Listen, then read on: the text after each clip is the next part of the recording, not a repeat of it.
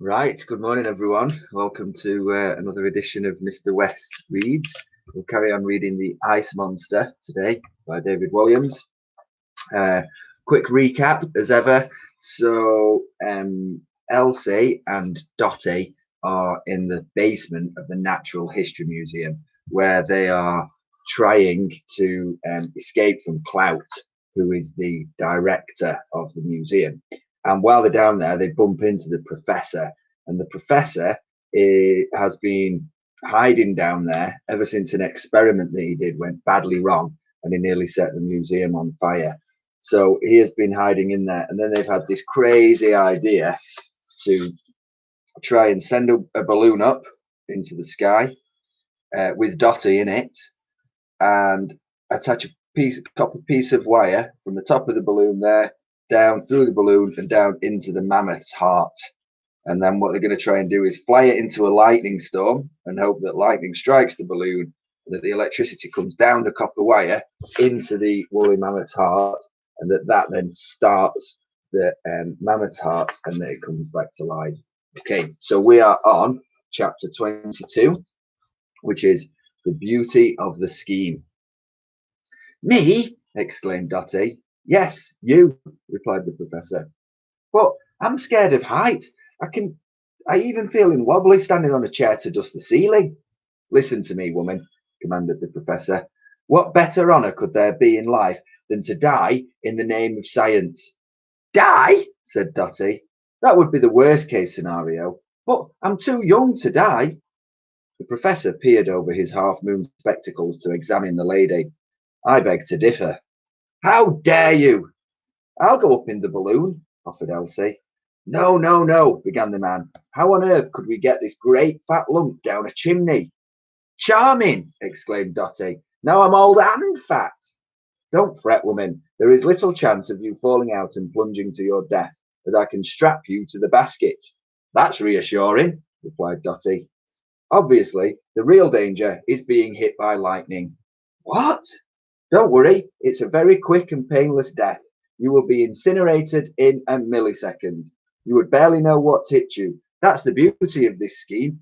You're nuts. Thank you, replied the professor. What about Clout?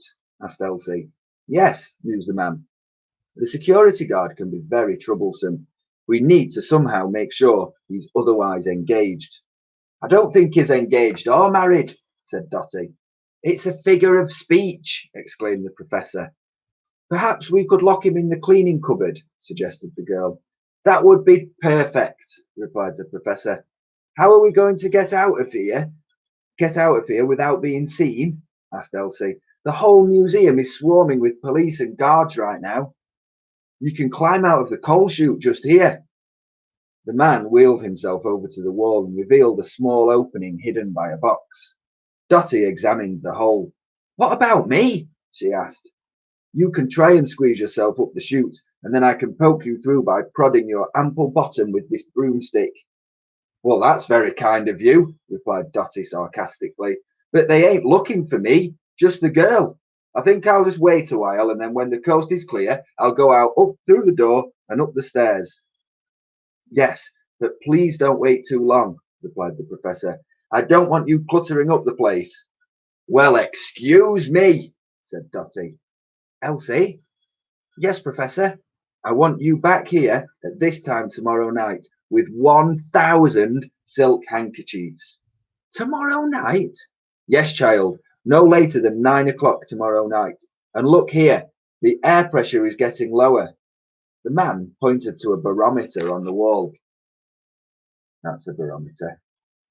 It tells you what the weather's going to be like. We need to be ready for a lightning storm by the end of the week. I'll do my best, Professor, said the girl as she shimmied up the chute. The professor stared at Dottie for a while. Are you still here? He asked. Meanwhile, Elsie ran away from the museum as fast as she could. Her mind raced along with her legs. How on earth was she going to steal 1,000 handkerchiefs in just 24 hours? Chapter 23. The Sticky Fingers Gang. Elsie knew there was no way she could do this all on her own. So she decided to get some help, expert help. There was a legendary group of tearaways who were the best pickpockets in the whole of London. If only she could find them. They were named the Sticky Fingers Gang. They were so called because their sticky little fingers could worm their way into the coat pockets of every rich lady and gentleman in London, and then worm their way out with things stuck to them. Sometimes it would be nothing more than a half-sucked sweet, a snotty rag, or worst of all, a set of false teeth. However, at other times their fingers would stick themselves to precious things like pocket watches, gold coins, silver rimmed spectacles, jewels, and of course, handkerchiefs.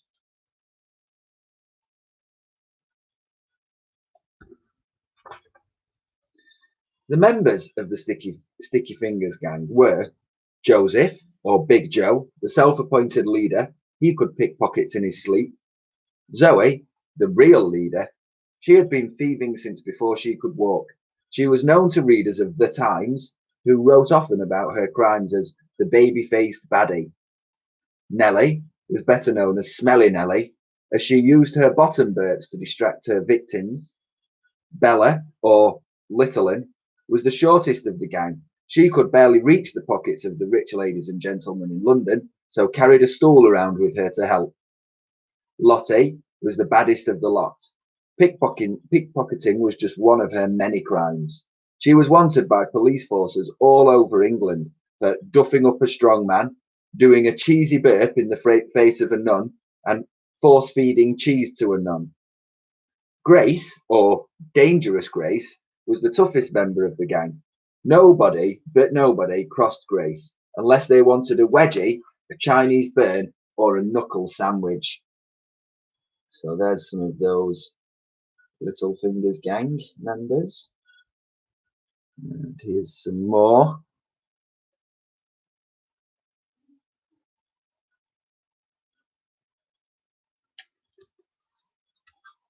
George, or Guiltless George, looked innocent, but he was anything but. George disguised himself as a choir boy, which meant he could get away with absolute murder. Light-fingered Freya could steal for England. One day at a fairground, she stole 318 silk handkerchiefs, a barrel of sugar plums, and a carousel. Asia and Athena were sisters and partners in crime. When they weren't warring with each other, they oversaw a criminal empire that included gambling, extortion, and bare-knuckle boxing. They were known as the Sisters of No Mercy. Two more sisters rounded off the gang, Sanaya and Rihanna, the gruesome twosome. The pair worked as a team. Sanaya would pose as a sweet flower seller as her little sister Rihanna came round the back and robbed you blind. The Sticky Fingers gang were legendary figures on the streets of London. Rumours of their exploits swirled across the city, but nobody had a clue where to find them, except Elsie. Chapter 24. Handprints. Elsie had noticed that all over London there were small red handprints on walls and buildings. Once, in the dead of night, she had seen Dangerous Grace put one on the side of St. Paul's Cathedral. Elsie was sure it was some kind of secret sign, some way that the gang communicated with each other. So Elsie had followed Grace as she added more red handprints to the door of 10 Downing Street and even Westminster Abbey. The handprints looked like arrows pointing somewhere. So the night the professor sent Elsie out on her mission, she followed the trail all the way to the Houses of Parliament. The last one she found was on the clock tower of Big Ben. It pointed upwards. Surely this couldn't mean that the Sticky Fingers gang's secret hideout was up there. Remember that Big Ben is the giant clock down in London that's attached to the Houses of Parliament. There was only one way to find out. Elsie forced open a tiny door at the base and climbed up the staircase to the top of the tower. Hello? Called out Elsie as she stepped into the room, the huge clock face looming behind her like a full moon. Bong! Bonged Big Ben. Is there anybody there? Asked Elsie. The girl could swear she heard scuttling. Maybe it was a rat. Maybe it was a watton. Hello? I'm looking for the sticky fingers. But before she could utter the word gang, a cloth bag was thrown over her head. Help! She screamed. Bong! Shut your face! Hissed an unseen voice. Elsie was hurled into a corner and she took the bag off her head. Bong! A number of children appeared from the shadows. What the stink are you doing here? Demanded Big Joe. Bong! Zoe pushed him aside. What are you doing here, little mate? If you want to join our gang, you better think again. Bong! The two sisters, Sanaya and Rihanna, pulled Elsie to her feet, then began playing catch with her as if she was a ball. Think you're tough, do you? Think you're tough, said the elder one. You couldn't punch your way out of a paper bag, added the younger one. Bong! Suddenly a shove came from behind. Elsie turned round. It was Grace. The girl yanked Elsie's ear. Ow! Cry baby, snorted Grace. Bong! George, dressed in his choir boy disguise, stepped forward, wielding a hymn book. Bonk! He bashed it down on the girl's head. Ow! Oops! He chuckled. I dropped my hymn book. Bong! Now it was Bella's turn. The girl marched forward and plonked her stool down in front of Elsie. She climbed on it and then poked Elsie in the eye. Plonk! Ah! Bong! You ain't seen nothing, right? Or if you like, I can do the other eye. No, no, no, please, pleaded Elsie. Bong! Then Asia and Athena took their turn, using the girl as a punch bag. She's about as tough as a plate of jelly. She'll be jelly when we're finished with her.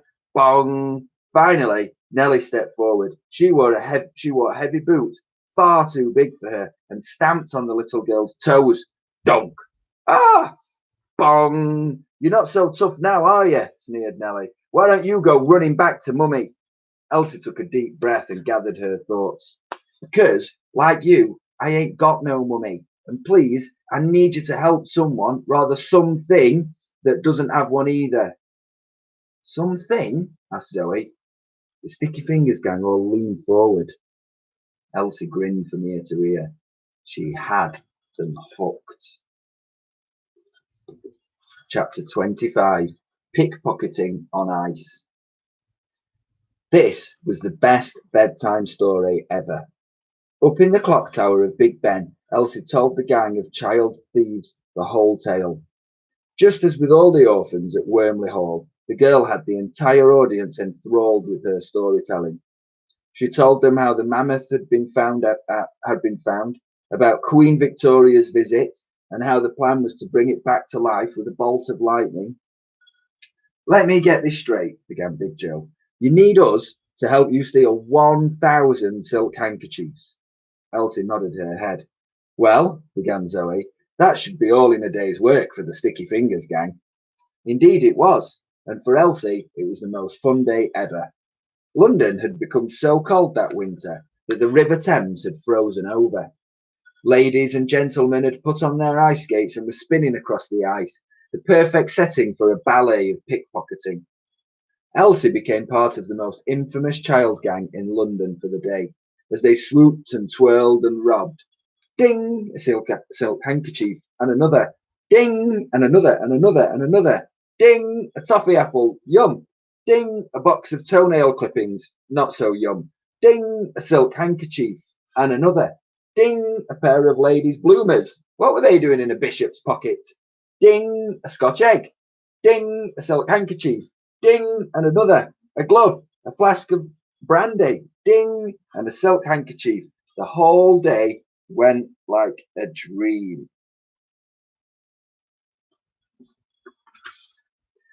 When two policemen made their way across the ice, Elsie assumed that the fun might be over. Far from it. The Sticky Fingers gang was such skilled thieves, they simply stole from the policemen too. Ding! A cheese and pickle sandwich. Ding! A pair of handcuffs. After a long and surprisingly tiring day of robbing, the gang and Elsie retired to the clock tower to share out the spoils. I've lost count of how many handkerchiefs we've got, said Zoe, but there must be over 1,000 here. The rest of the loot we'll give to the poor. Yeah, us, snorted George. All the gang laughed. As for Elsie, her eyes were lit up with joy. With help from her new friends, she had achieved the impossible. Now she could return to the Natural History Museum in triumph. Good luck, kid, said Bella. It was strange being called kid by someone considerably smaller than you, but Bella was a feisty one, and so Elsie let it pass. Goodbye, said Elsie, as she threw the haul of handkerchiefs over her shoulder and hurried out of the clock tower as the bell chimed 8 times.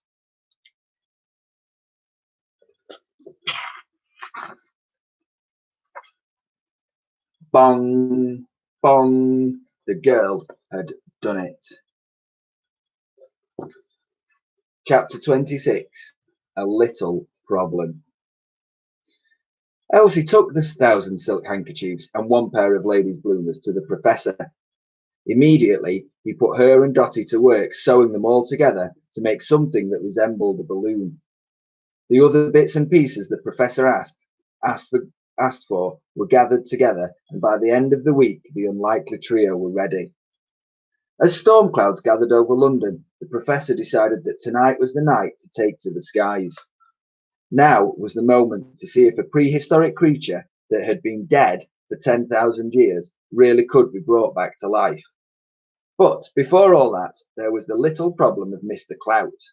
The security guard patrolled the Natural History Museum at night, and although he wasn't the brightest spark, there was every chance he would notice a live mammoth.